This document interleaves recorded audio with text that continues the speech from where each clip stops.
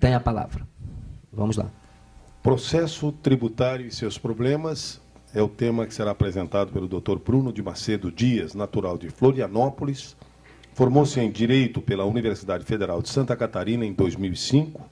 É especialista em Direito Processual e Material Civil pelo SESUSC-ESMESC, mestrando em Direito pela Universidade do Vale do Itajaí e Universidade de Alicante, na Espanha. Ingressou na Procuradoria-Geral do Estado em 2010, inicialmente lotado na Regional de Blumenau, onde exerceu a chefia entre julho e dezembro de 2011. Transferido para a sede aqui na capital em 2012, atuou como assessor no gabinete do Procurador-Geral do Estado, cargo que ocupou até o último mês de janeiro. Como professor, lecionou Direito Processual Civil na Universidade Federal do Estado de Santa Catarina, 2007 e 2008, também no Complexo de Ensino Anita Garibaldi, 2009 e 2010, e Direito Tributário e Processual Civil no Instituto Blumenauense de Ensino Superior no ano de 2011. Entre 2003 e 2009, trabalhou no Tribunal de Justiça de Santa Catarina, onde também atuou como secretário jurídico do Gabinete da Presidência. Assumiu a chefia da Procuradoria Fiscal, Profis, órgão de execução da Procuradoria-Geral do Estado de Santa Catarina. Processo tributário e seus problemas. Dr. Bruno de Macedo Dias.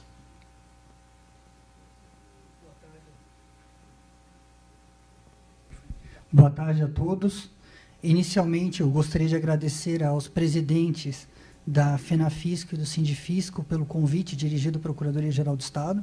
É uma grande honra participar desse evento tão relevante, onde nós discutimos essa situação que é tão cara e é central ao nosso trato com o contribuinte. Quando nós falamos da sonegação, é um assunto que não interessa exclusivamente aos sonegadores, interessa também ao contribuinte que está cumprindo adequadamente com as suas obrigações e concorrendo com aqueles que muitas vezes não têm a mesma visão. Então, é algo fundamental para toda a nossa sociedade, todos aqueles que têm relação com o fisco. Eu também gostaria de cumprimentar a mesa pelo seu presidente e ao nosso ilustre juiz da execução aqui na capital, que faz um brilhante trabalho. E a exposição ela foi muito interessante e nós tivemos vários pontos, temos vários pontos de acordo que, no momento, eu pensei que eu teria que pular alguns slides, mas eu acho que não vão ser tantos assim. De qualquer forma, deve diminuir alguns minutos da minha fala, o que eu acredito que é bom para todos também. 40 minutos é um período longo para que eu fale aqui. O tema sugerido ele é bastante pertinente e eu acabei limitando um pouco ao espaço da Procuradoria-Geral do Estado. Me parece que, como nós tivemos a fala de um representante do Ministério Público pela manhã, ficou mais pertinente que nós nos concentrássemos na execução fiscal e num menor espaço no restante do nosso contencioso tributário. Eu digo no menor espaço porque o nosso contencioso tributário ele é muito parecido com o contencioso, de forma geral, nossa relação com o judiciário, e é um processo que tem fluído bem mais. A nossa grande dificuldade mesmo hoje, quando nós falamos de combate à sonegação fiscal, na Procuradoria do Estado, passa muito pelos nossos problemas, por essa alternativa que é a execução fiscal, uma alternativa cercada de críticas, de problemas, e que em vários momentos se mostra ineficiente. Bom, atualmente, na nossa sociedade, e particularmente no meio jurídico, a jurisdição é vista como a solução, como a resposta para quase todos os problemas. E é incomum se observar um advogado defendendo o contrário. Mas a Procuradoria-Geral do Estado, há alguns anos, ela vem levantando a bandeira da redução da litigiosidade, tanto nos processos nos quais ela é demandada, quanto nas nossas execuções, de uma forma a colaborar com o Poder Judiciário nessa redução desse número absurdo de processos, que não vai trazer só o benefício para aqueles processos que não vão para o Judiciário e vão ser tratados de outra forma. Vão fazer também com que os poucos processos que sigam para o Poder Judiciário tenham um tempo melhor do juiz. Então, é uma preocupação que nós temos. O trabalho da Procuradoria ele não é necessariamente um trabalho junto ao Poder Judiciário.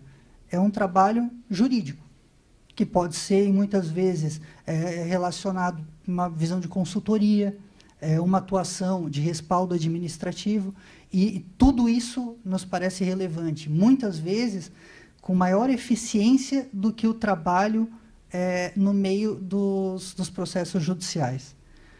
Bom, então eu resolvi bolar uma breve exposição aqui acompanhada de PowerPoint, dividida em duas partes. A primeira, aquela mais chata, dos problemas, que infelizmente nós temos que trilhar e é o ponto central aqui da própria exposição. E, como não poderia deixar de ter, também alguma tentativa de tratar de possíveis soluções, porque não basta expor os problemas e dar por encerrada a nossa conversa sem nós chegarmos a lugar nenhum. Bom, primeiramente, então, com relação aos problemas dos processos judiciais tributários, eu elenquei aqui, nós vamos passar de uma forma um pouco mais detida por cada um deles, eu elenquei 5. Primeiro, o que eu chamo de uma crise de sustentabilidade do Poder Judiciário, que decorre desse fenômeno da judicialização.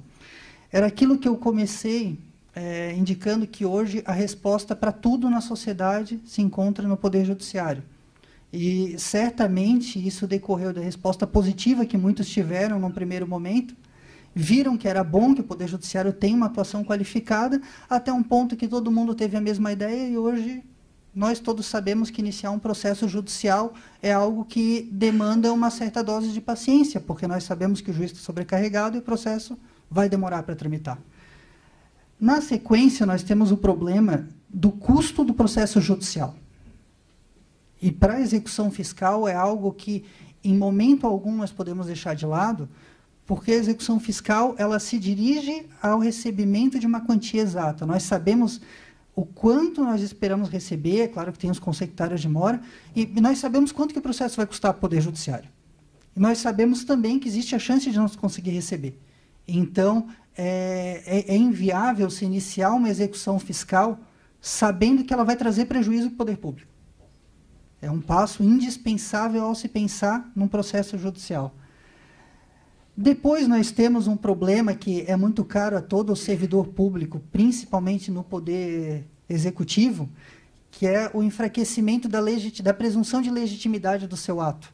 Nós trabalhamos arduamente, tentando fazer o trabalho da forma mais segura para todos, em benefício do Estado, também dos contribuintes, da forma correta, e, de repente, com uma mera alegação, vai tudo por terra, contrariando aquela histórica garantia de que o ato administrativo, até que se tenha fortes elementos mostrando que ele não é correto, ele tem que ser respeitado. O quarto item é o procedimento da execução fiscal em si, que o doutor Rafael colocou muito bem, que é um procedimento antigo, em certos aspectos arcaico, e tivemos tantas mudanças, tantas evoluções no processo civil, menos do que poderíamos ter, inclusive.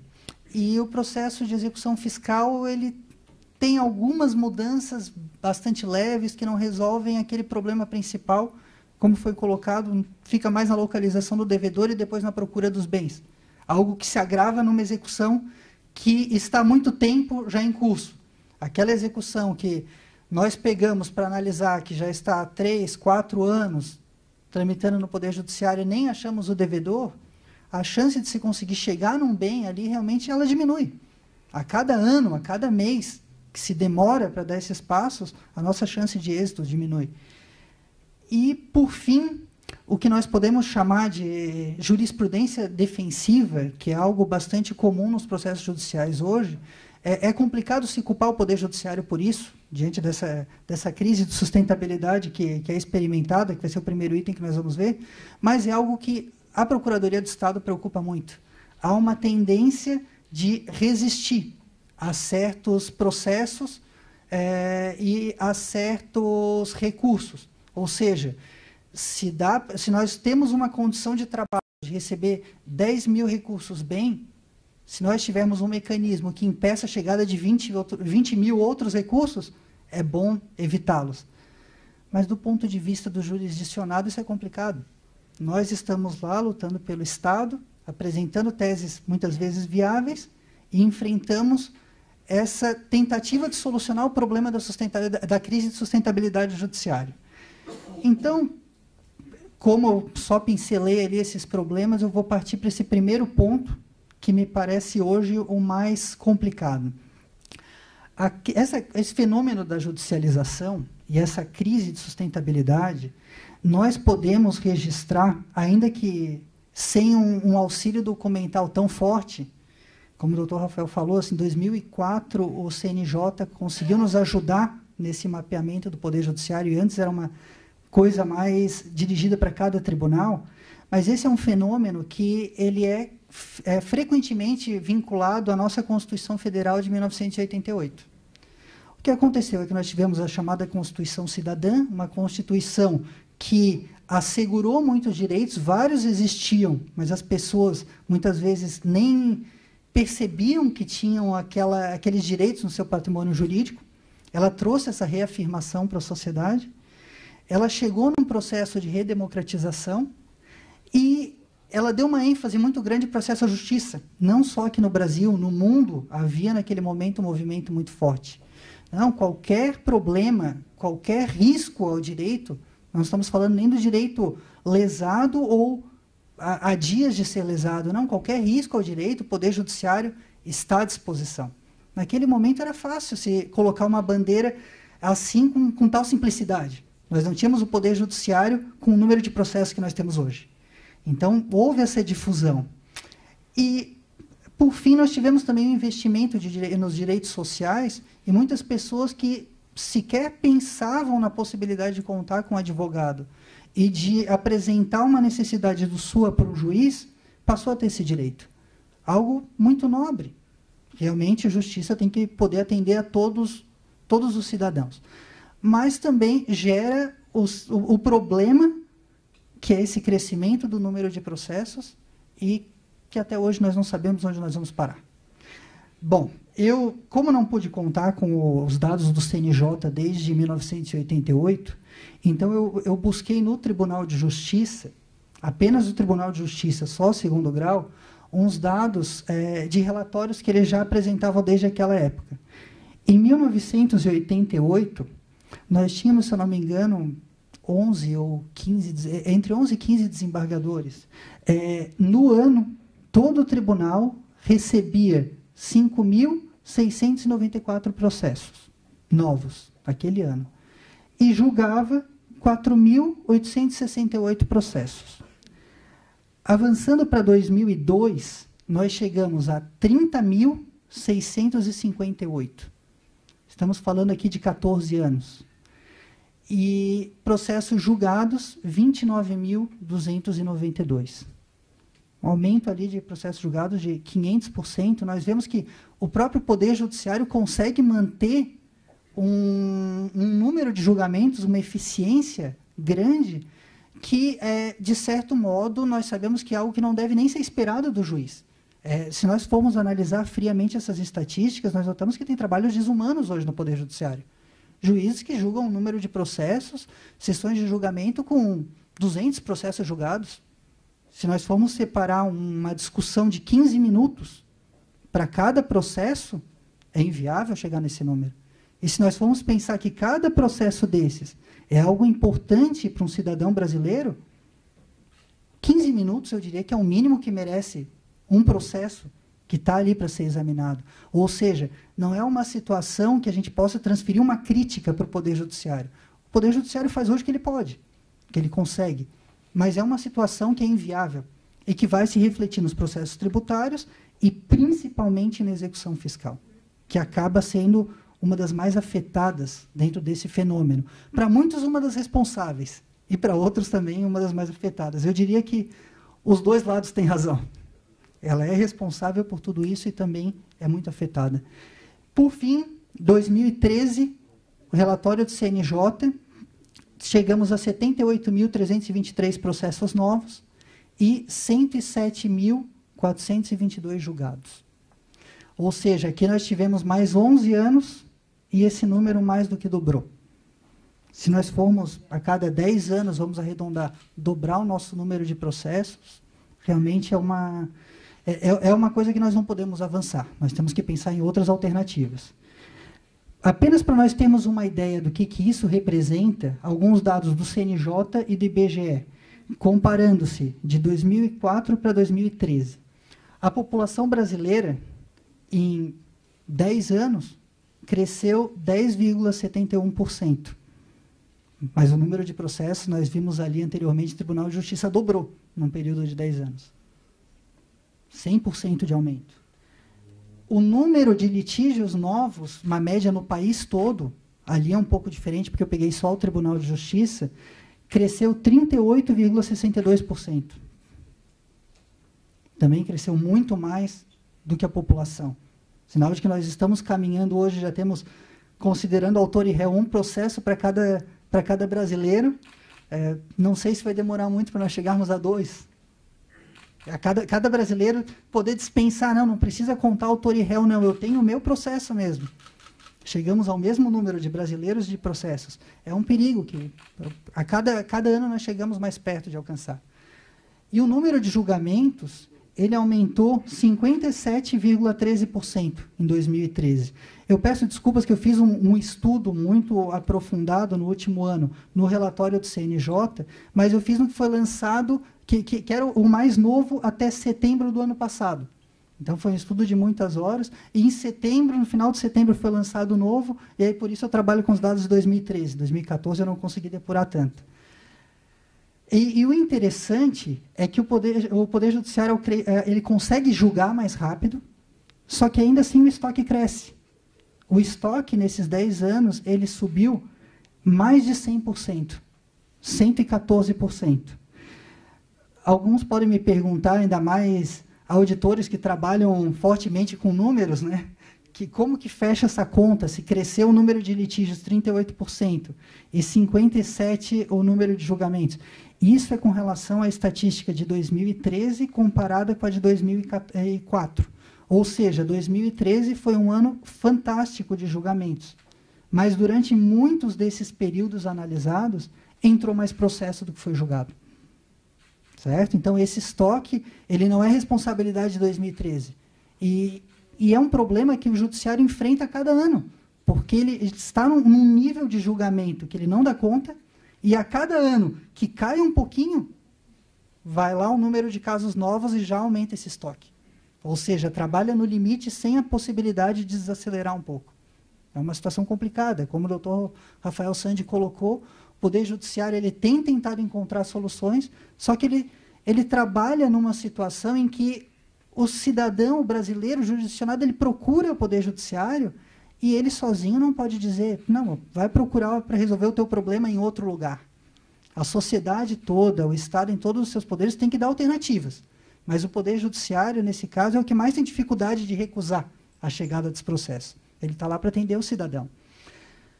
E, para finalizar esses dados, o número de magistrados cresceu 20,40% em 10 anos. Ou seja, foi no dobro da população. A população cresceu 10%, o número de juízes 20%. Não digo que é suficiente, até porque há estudos das associações indicando que há uma necessidade de mais magistrados, mas o que eu quero dizer é que não houve também um descuido total de deixar diminuir o número de juízes, ou mesmo de manter a mesma proporção. Está se tentando deixar um número maior de juízes por cidadão. E ainda assim, não se consegue impedir que o estoque aumente. Nós chegamos nesse problema.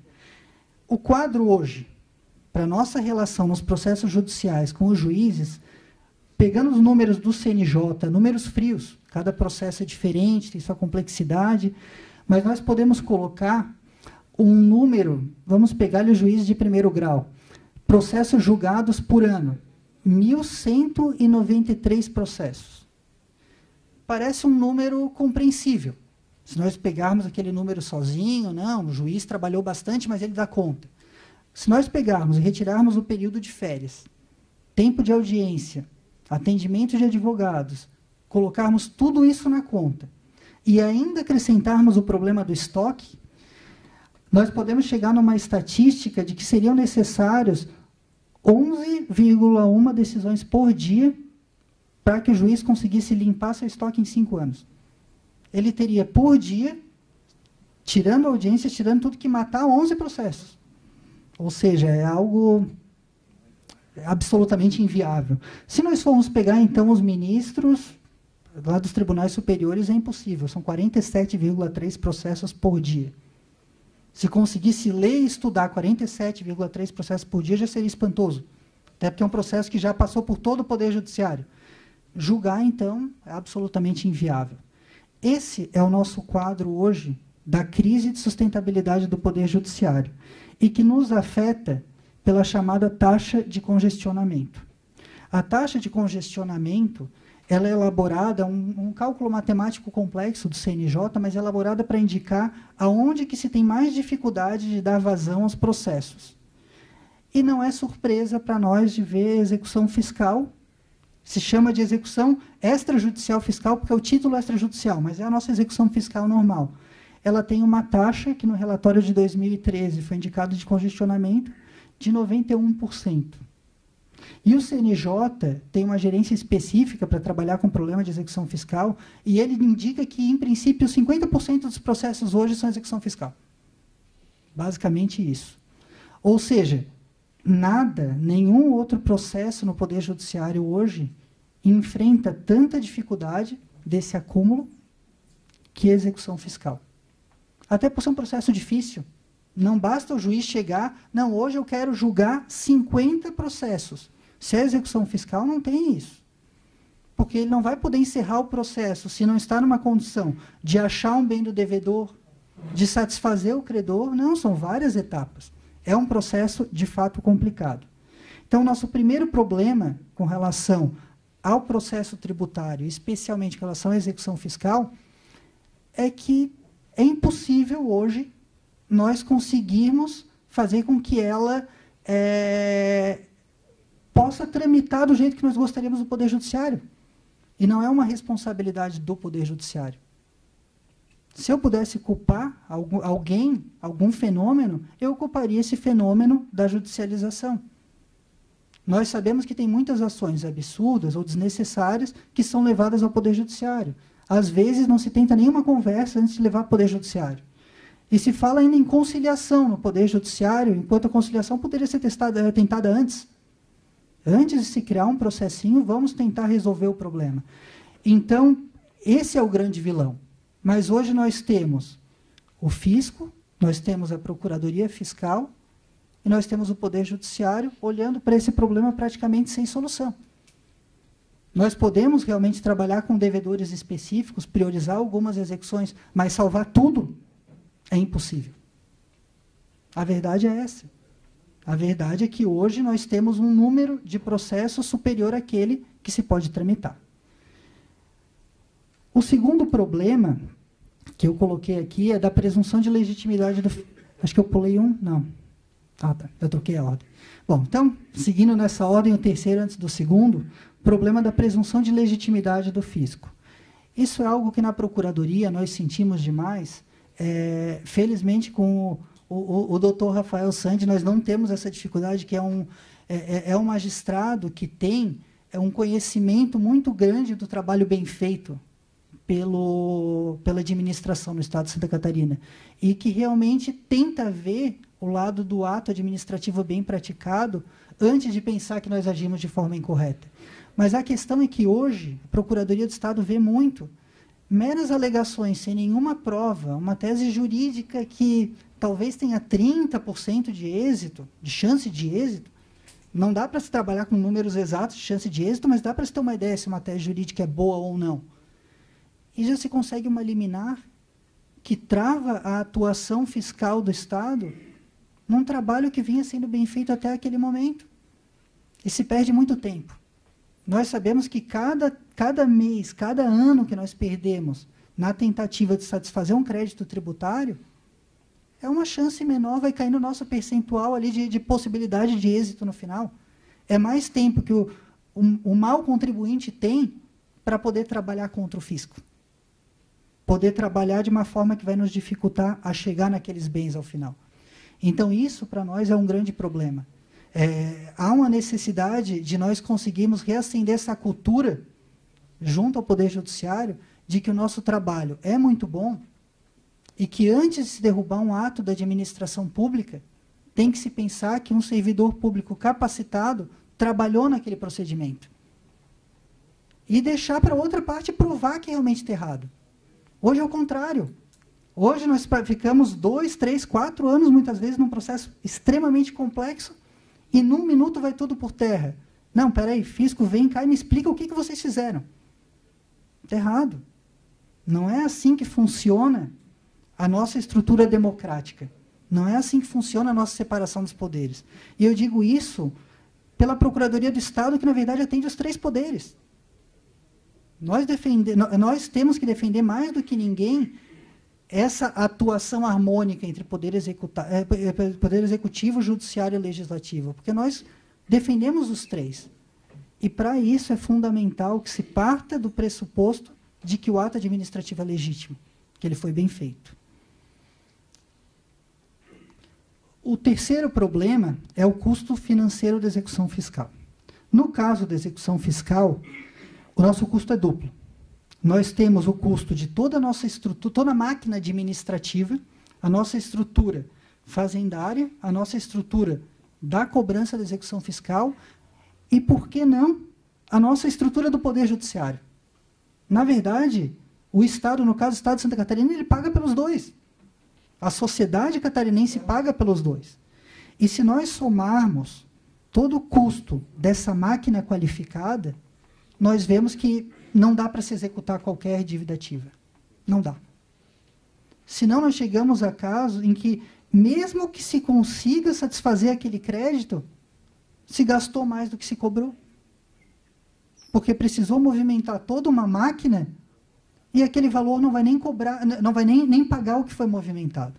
Por isso, a Procuradoria do Estado de Santa Catarina, ela não executa dívidas abaixo de 5 mil. Se me perguntarem, é um valor ainda baixo. Por que não se fez um valor maior ainda? Porque nós temos que buscar outras formas eficientes, estamos trabalhando nisso, de cobrança dessas dívidas ativas. Porque se nós não tivermos isso, o Tribunal de Contas vai nos perguntar por que aquela dívida ficou ali parada e não foi executada. Nós podemos explicar, com certeza, não foi cobrado porque nós temos esse determinado valor, esse custo, e nós não vamos conseguir, sequer que aquela dívida paga nos ressarça tudo que foi gasto. Mas, ainda assim, nós estaremos descumprindo aquela nossa lei que nos permitiu deixar de ajuizar só até 5 mil. Na Procuradoria da Fazenda Nacional, eu não sei se esse valor é o último atualizado, foi o que eu vi na página deles hoje, mas parece que eles não executam até 20 mil reais. Cobram de outras formas. O importante de nós termos aqui é que o valor da execução fiscal é fundamental. Nós não podemos iniciar um processo de execução fiscal sem saber se aquele processo vai se pagar. Talvez ele não se pague, porque muitos dos processos eles não são satisfeitos. Então, nós vamos gastar para chegar no final e não ter um pagamento. Mas nós temos que saber se existe a possibilidade de ele ser satisfeito. Isso é fundamental. O quarto problema que nós temos é esse procedimento judicial da execução fiscal um tanto burocrático. Por que eu digo isso?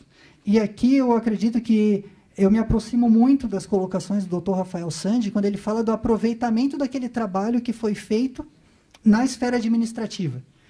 É extremamente complicado para a Procuradoria-Geral do Estado verificar toda uma tramitação administrativa, discussões complexas, um trabalho direto com o devedor, chegar no Poder Judiciário, iniciando a execução fiscal e ter que fazer tudo aquilo de novo.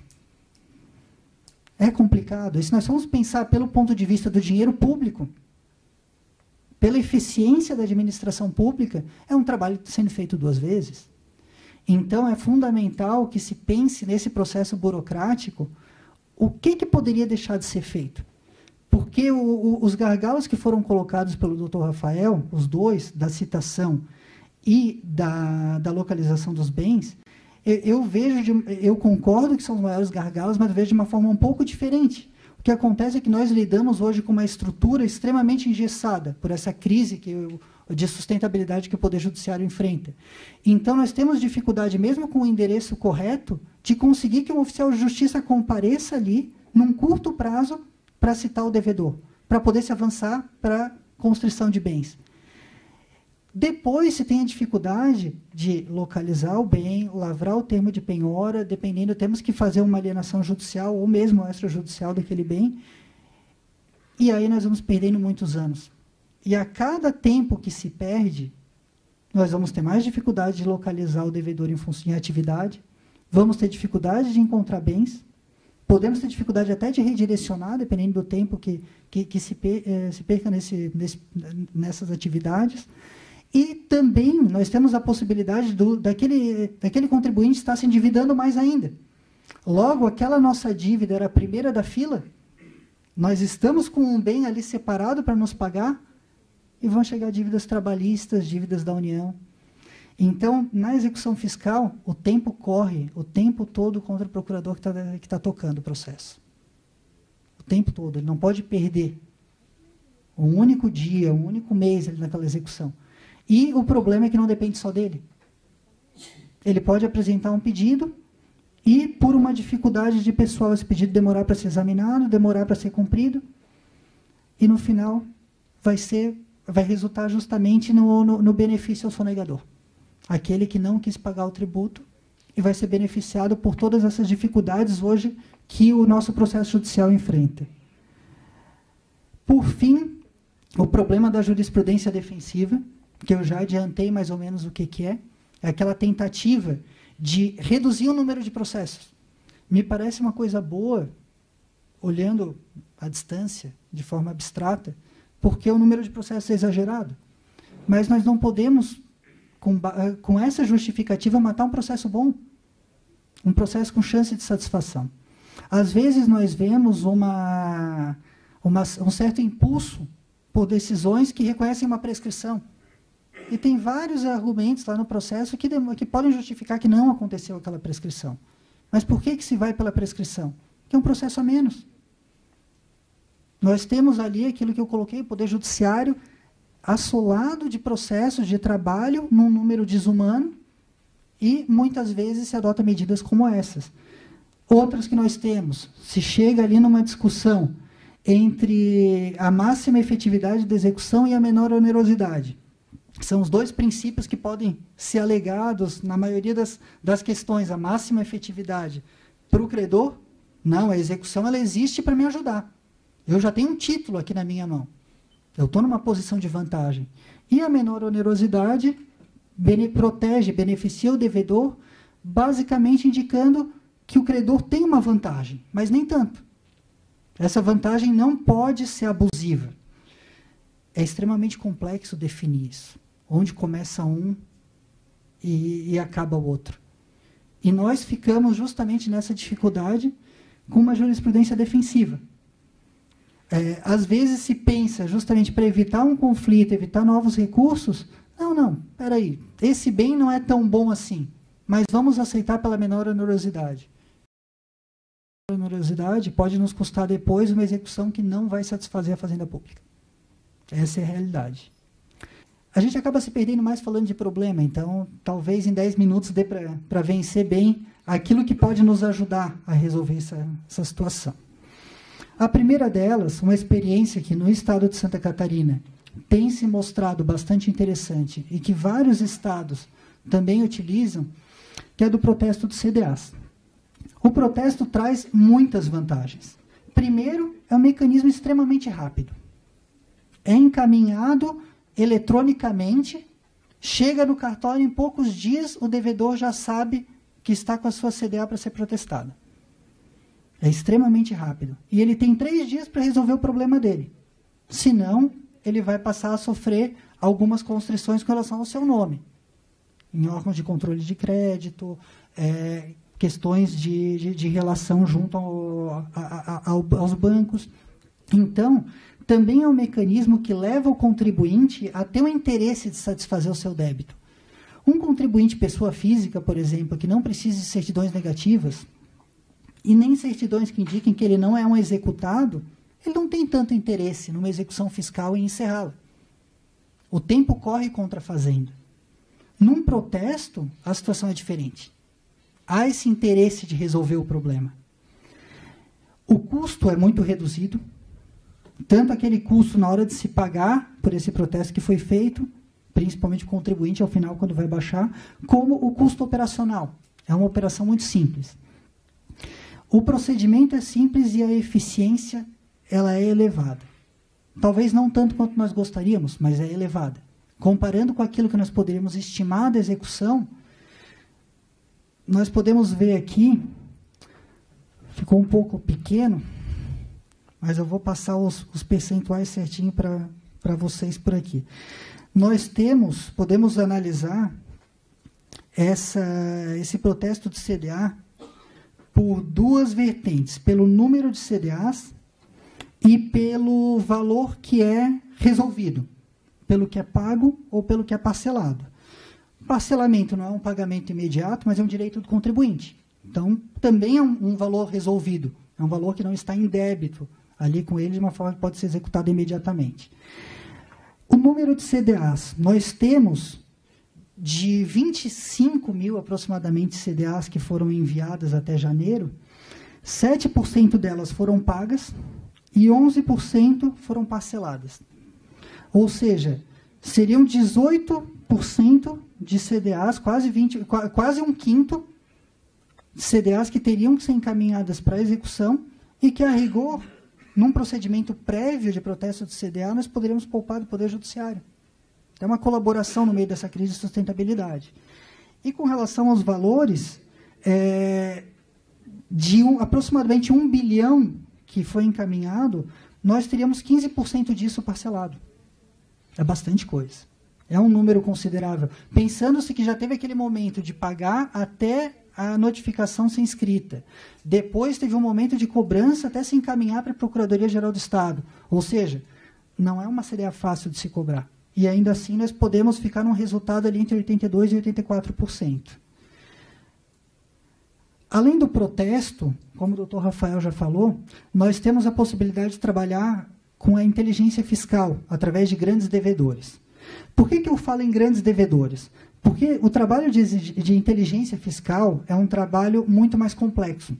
Um trabalho que envolve a identificação do grupo econômico, dos sócios antes da execução, localização de bens, eventuais responsáveis que não estão claramente naquela sociedade, no contrato social.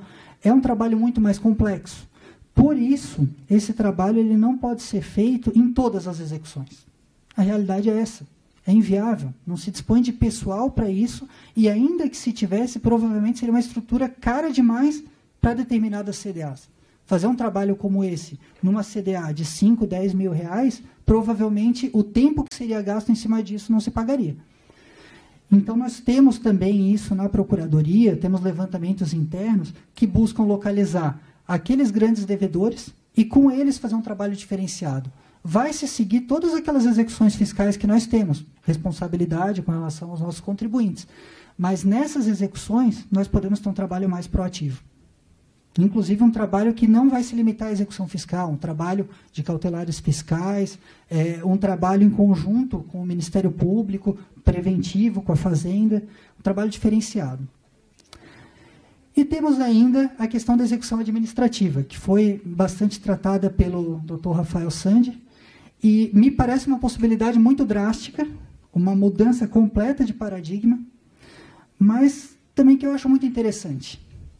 Dentro desse problema que hoje nós temos no Poder Judiciário, de tudo se encaminhar para a apreciação dos magistrados, me parece que nós estamos vivendo um momento em que é necessário o extremo, oposto. Tudo que der para ser retirado do Poder Judiciário, um trabalho a menos, é bom. E nós temos também que ter consciência de que o nosso trabalho administrativo é bem feito e tem que melhorar. Nós não temos que ter medo, por exemplo, de daqui a pouco ter uma constrição feita num processo administrativo que não foi tão bem feito. Nós temos que assumir a responsabilidade de fazer esse processo de uma forma bem feita.